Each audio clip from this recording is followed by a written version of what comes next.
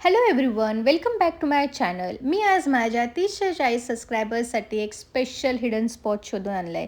Recently मी Konkan Ratnagiri explore करायला गेले होते आणि बिलीव्ह मी, हा ट्रिप टोटली वर्टेड होती. आम्ही गणपतीपुळे आरेवारे बीच एक्सप्लोर केलं आणि गेस वॉट, आरेवारे बीचपासून जवळपास 18 ते 20 किलोमीटरच्या अंतरावर मला सापडलं एक hidden gem. Location was peaceful, nature view, relaxing atmosphere, perfect for family and groups. पण सगळ्यात हेवी पार्ट काय आहे माहिती आहे? इथल्या प्रत्येक रूमला एक वेगळी थीम आहे. थीम लाईक वाडा महाराष्ट्र, जश्न काश्मीर, रंगीलो राजस्थान, सड्डा Punjab, Ajanta aurora, jungle safari, Egypt theme, Italy theme, Arabian theme. Each room has totally different vibe.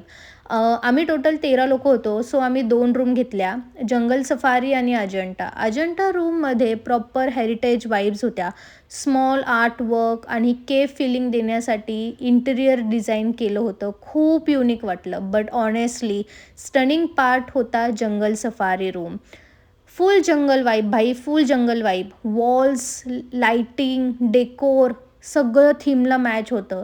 2 मिनटं वाटलं आपण रिसॉर्टमध्ये नाही, एक डॉक्युमेंटरीमध्ये आहोत. आणि रिसॉर्टच्या रेस्टॉरंटलाही देखील त्यांनी थीम दिलं होतं. म्हणजे त्यांनी शिपची थीम दिली होती. म्हणजे शिपमध्ये जसं कसं इंटिरियर असतं तसं त्यांनी त्यांच्या रेस्टॉरंटला दिलं होतं.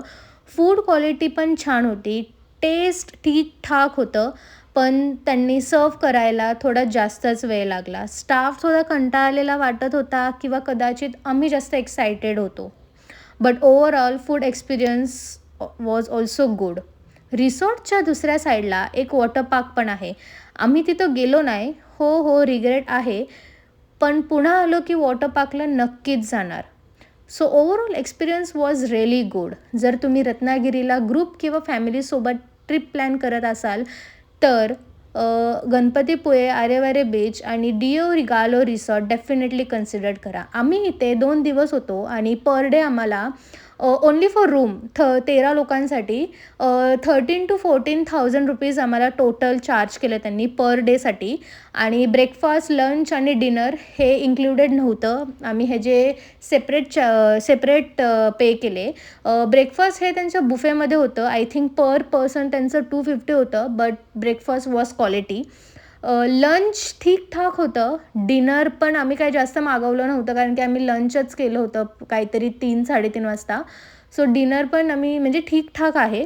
But breakfast was superb. So thank you guys. जर तुम्हाला ही जागा आवडली असेल आणि तुम्हाला अजून जर मी जागा एक्सप्लोअर करायला पाहिजे सो प्लीज लाईक करा, शेअर करा आणि सबस्क्राईब करा.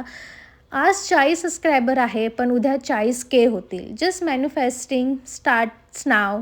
C you in next vlog. Bye.